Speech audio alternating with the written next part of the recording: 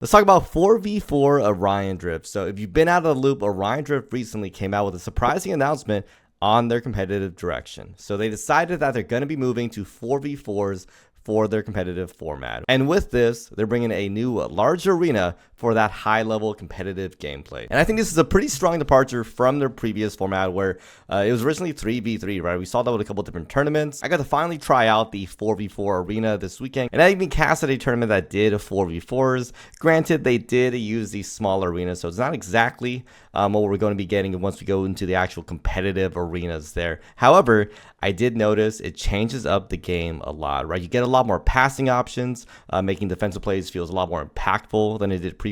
So it requires some more strategy from teams to play effectively. Honestly, I like it a lot. I think it helps with the soloing that happens a lot with 3v3s and makes both offense and defense feel pretty good. From what I saw in testing, looks like they're pretty open to modifying every type of setting, right? Originally, I thought it would only be just a big arena and obviously a fourth player. However, in the test arenas, we saw a variety of different adjustments.